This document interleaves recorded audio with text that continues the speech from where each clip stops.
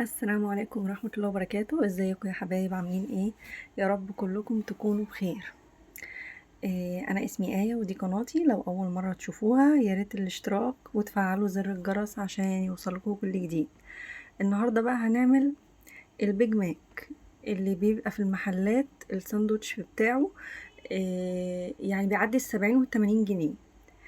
تعالوا يلا نعمله مع بعض بقى بطريقة سهلة وبمكونات برضو مش هتكلفك كتير. اول حاجة انا عندي صدر فرخة واحد، يعني كنت استعملت صدر واتبقى اللي هي الناحية التانية دي. قمت مقطعاها كده، هقطعها قطع صغيرة خالص عشان هحطها في الكبة. ما ينفعش تحط في الكبة طبعا قطع كبيرة.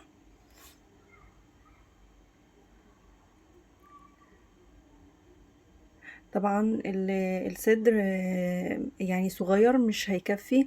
هما طبعا ما بيعملوش لحم صافي في الفراخ، ما بيعملوش لحم صافي، وفي اللحمة برضو ما بيعملوش لحم صافي، يعني بيتحط عليه فول صويا والكلام ده.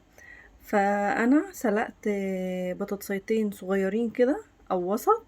يا اما بطاطسايه كبيره تسلقيها بتقطعها مكعبات وبتسلقيها، يا اما بتسلقيها على بعضها وبعد كده بتقشريها وتصفيها من الميه كويس اللي كانت بتتسلق فيها وتهرسيها وتحطيها فوق الفراخ المفرومه. هتضاعف معاكي الكميه وهتعملك زي 7 حبات او 8 حبات على حسب ما انت هتشكليها قد ايه. هاجي هنا بقى هحط عليها 1.5 معلقة بقسماط من اللي هو العادي اللي بيتشرى من عند العطار ده. شايفين المعلقة دي؟ المعلقة دي بتاعت نينا مامة ماما، الله يرحمهم هما الاتنين. يعني دي المعلقة دي ذكرى من سنين السنين. بحب شكلها فعشان كده احتفظت بيها يعني. وهحط بيضة، وهحط برضو مرقة دجاج، وهضيف بقى ملح. بتضيفي معلقة ملح صغيرة مش كتير، وبتضيفي بابريكا معلقة برضو صغيرة، وبتضيفي معلقة بهارات برجر. انا مش عارفة ليه اللقطة ما اتصورتش، بس انا حاطة معلقة بهارات برجر لان دي هي اللي هتودي الخلطة في حتة تانية بقى. وحبة فلفل اسمر صغيرين كده. انا بقى عملت بالشوكة كده وبعد كده عجنتها بايدي عشان بقى كله يتجانس مع بعضه كده وتبقى ناعمة زي ما انتوا شايفين شكلها كده. هكورها بقى كور كده على قد المكبس بتاع البرجر. ممكن مش لازم مكبس خالص، يعني يعني استغني عنه وبططيها على ايدك عشوائي مش هتفرق، بس على شكل مدور عشان الكايزر اللي انت هتحطيها فيها، او في غطا برطمان يكون كبير شوية على قد زي المكبس بتاع البرجر كده، او اصغر شوية مش هتفرق. المهم ان يعني اتصرفي باي حاجة، مش شرط مكبس برجر، ممكن على ايدك، مش شرط حتى غطا.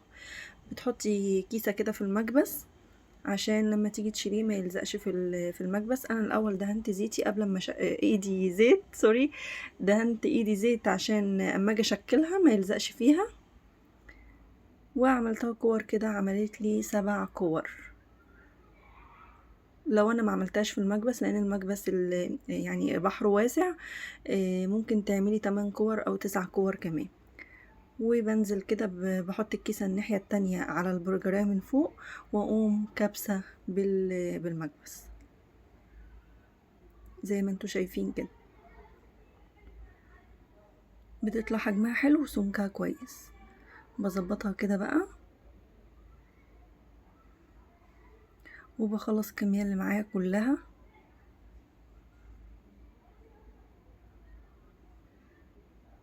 طعمها بيبقى جميل جدا. اهم حاجة ما تنسيش بهارات البرجر عشان دي اللي بتخلي طعمها زي بتاع بره. جيبيها من عند عطار تكوني عارفة ان هو بيعمل الخلطات بتاع البهارات، يعني متمكن فيها. احنا عندنا هنا عطارين ما شاء الله، كذا عطار مشهور هنا، استاذ في الحاجات دي، اساتذة في الحاجات دي. هنا بقى جبت كريسبي برضو مبقاش غالي. انت لو جبت شوية ب5 جنيه هيبقى كيس كبير ما شاء الله. يعني حطيت عليه شوية ملح، حطيت عليه شوية فلفل اسمر، وبس كده. هقلبهم بقى مع بعض كده. انا دخلت البرجر الفريزر حوالي ربع ساعة عشان يمسك شوية، او نص ساعة لو زيادة ماشي، يعني لو نص ساعة حلو. على ما احضر الحاجات دي جهزت الكريسبي زي ما قلت لكم، حطيت عليه ملح وفلفل وبيضة، بس لقيتها تقيلة شوية، ممكن تخفيها يا اما بلبن يا اما بمية عادي. حطيت عليها شوية مية وربيتها برضو تاني كده عشان تبقى خفيفة، وحطيت البرجراية في البيض، وبعد كده حطيتها في الكريسبي. تاني واحدة اهي برضو في البيض، وهتطلع احطها على الكريسبي. عايزة تعملي فيجيتار ماشي، بس ده بيدي بصراحة سمك اعلى كمان، يعني بيديلها سماكة كده اعلى، وبيديلها لون حلو لان هو لونه اصفر، مش زي ال الفيجيتار بيبقى لونه بيج، لا ده لونه اصفر، فهيبقى عامل زي بره البيج ماك بتاع بره بالظبط. هخلص بقى الكمية اللي معايا كده كلها، وبرضو بعد ما اخلصها كلها هحطه برضو في الفريزر تاني زي ربع ساعة او نص ساعة قبل ما ينزل في الزيت السخن.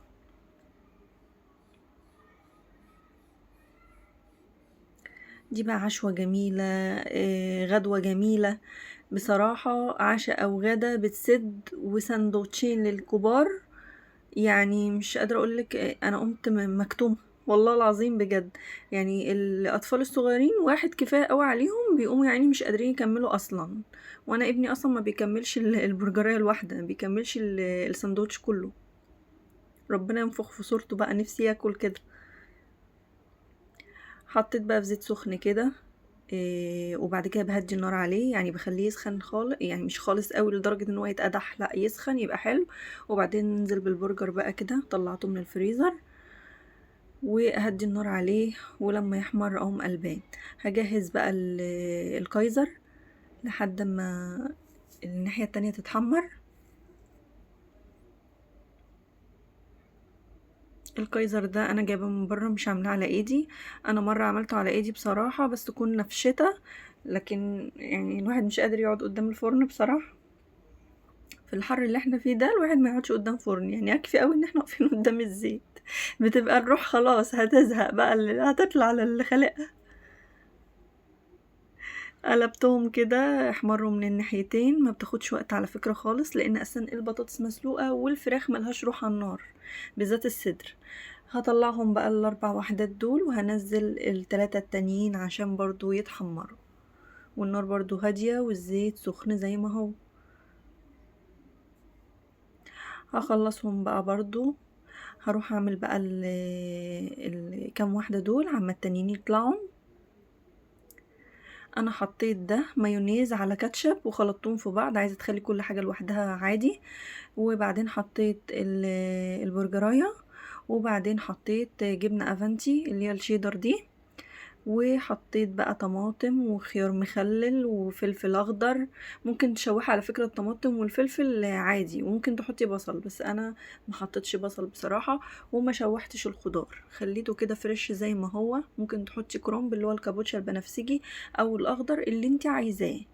انا بقى همشي كل السندوتشات على الوضع ده، ما عدا سندوتشين ولا حاجة او سندوتش، عشان في ناس ما بتحبش بتاع الصوص اللي هو المايونيز على الكاتشب، لا بيحبوها ما يبقاش فيها صوص، وما بيحبوهاش يعني من الاخر، يبقى في حاجات ايه بتبوظ كده معاهم، ما بيحبوش كده. فانا هعمل ليا انا وابني اللي هو بالصوص ده، وهعمل سندوتشين تانيين من غير الكاتشب والمايونيز.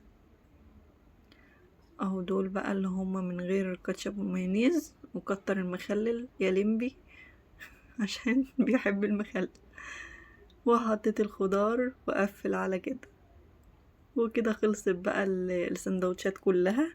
طعمها جميل واقتصادية والله، مش مكلفة، من صدر فرخة واحد على بطاطساية ولا بطاطسايتين، وتظبطي الدنيا مع شوية بهارات برجر. وكده خلصت الوصفة بتاعتي. شايفين بقى الجمال وشكل السندوتشات عامل ازاي، ومليانة على فكرة، ما هياش فاضية.